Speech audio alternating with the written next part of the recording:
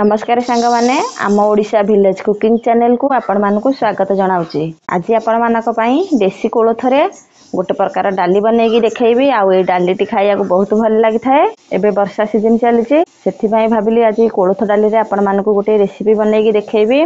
वर्षा season रे कोळथ डालीटा खाइथिले आम देह पई बहुत फायदा होई थाए। प्रायतः समस्त कोळथ को जाई करके डाली करंती। आज आपण मानकु गोटा कोळथरे डाली करके देखैबी। देखंतु एबे कोळथ हमर भाजी हे गलानी। एबे चलंतु ताकू गड़ेई नबा। आमे गड़ेया पई कंसा बेला नेचु। कंसा बेला रे गड़ेई थिले बाली माटी किछि आसी न थाए। आ सब कंसा बेला रे रही जाई थाए। जेहेतु हमर कोळथटा बिल मानुकरू आसुची अमल होईकी सेठी अधिक बाली गोड़ी थाए। आमे ताकू जेते भल भाबरे धोइबा डालटा हेते खाइया को भल लागिबो। देखंतु कोळथरे केते बाली गोड़ी अछि। ये जदि डाली रे जाई थांदा खाइया को केमती लागि थांदा। सेथि पई आमे ताकू भल भाबरे गड़ेई नेले। कोळथ को दिथर करके मु धोई देली। एबे चलंतु ताकू प्रेसर रे सिजेई नबा। आपण माने चाहिले आकू 2 घंटा आगुरु बतुरेई की भी डाली करि परिबे। एबे कोळथरे गोटे टमाटर काटि के देई दबा। आमे दीटा कंचा लंका नेथिले ताकू भी देई दबा। एबे आवश्यक अनुसार पानी देई दबा। गोटे चमच हळदी गुंडा देई दबा। आवश्यक अनुसार लूण देई दबा। आमे सेथिरे अल्प तेल देई दबा। एबे ढांकुणी रे भी टिके तेल देई दबा। डाली सिजेला बेले से फुटी की सब बाहर को आसी थाए हेरी प्रेशर बाहर को। एबे ढांकुणी के भल भारे देई दबा।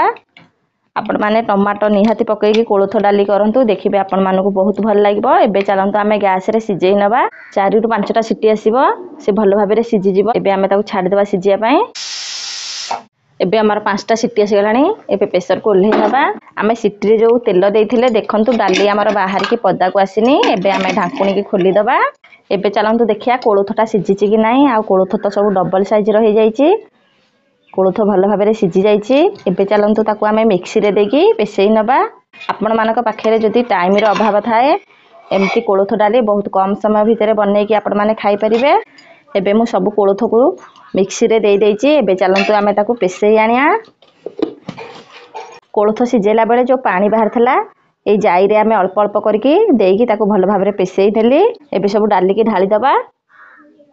देखि पारुथबे केते बहलिया हैची। हमर आउ एथरे अल्प पानी दिया हबो। एबे मिक्सी रे आउ अल्प पानी देई दबा। एबे ई पानी की आमे ए डाली रे देई दबा। एबे पानी देई सारी की ताकू भल भाबरे गोळेई दबा। आपण मानको अधिक पानी जदि दरकार आउ अल्प पानी देई परिबे। मते टिके बहलिया लागुची मु आउ अल्प पानी देबी सेथिरे। एबे आउ अल्प पानी देई दबा। डालीटा बहलिया एथि पई लागुची आ जो कोळथ चोपाटा एथिरे अछि सेथि पई टिके अधिक पानी लागुची। आ ओई चोपाटार बहुत भल गुण थाए जोटा कि हम देह पई बहुत भल होई थाए। एबे चलंतु रसुण कंचा लंका को छेची नबा। हमें रसुण कंचा लंका कोळथ डाली ले फुटेई थिले खाइया को बहुत भल लागि थाए। आ तार गोटे बढ़िया वासना आछि थाए। करेई गरम हे गलानी। एबे तेल देई दबा। तेल मु 2 चमच देली। एबे गोटे सुकिला लंका देई दबा। एबे सोरिष देई दबा। सोरिषटा कोळथ डाली रे भल लागि थाए फुटेइले। एबे सोरिष फुटी गलानी भेरसिंगा पत्र देई दबा। एबे छेची की रखथबा कंचा लंका रसुण को देई दबा। एबे ए सब जिंस को भल भाबरे भाजी नबा। कोळथ डाली रे अधिक तेल दरकार हुएनी। अधिक तेल देले कोळथ डाली रो वासना भल आसेनी। जेते कम तेल देकी कोळथ डालटा को बघारिबे तार सेते बढ़िया वासना आसीबो। हमर कोळथ डाली रे टिके रसुणटा भल पाची गले डालीटार गोटे भल वासना आसी थाए। एबे आमे डाली की देई दबा।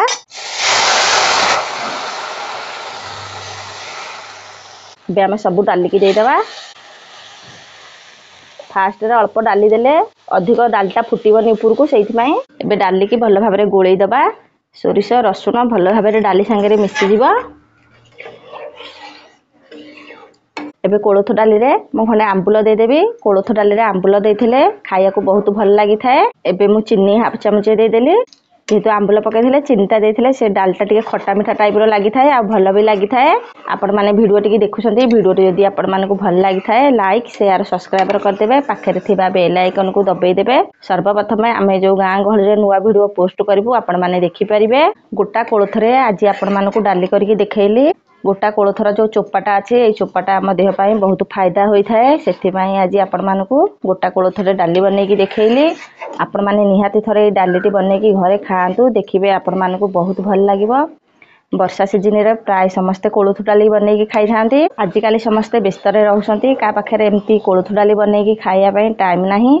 आज मु आपण मानकू जो शैली रे देखैली बनैकी कोलथ डाली आमे जो खट्टा मिठा देले सेईटा डालीटा को भल लागि थाए खाइया को। आंबुल आपण माने चाहिले पक्कै परिबे। आपण को जदी अधिक खट्टा खाइया को भल लागेनी आपण माने खाली टमाटो देकी डालीटा करि परिबे।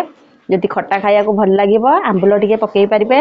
ए कोलथ डालीटी पिलाठो वयस्क लोकक देह पई बहुत भल होई थाए।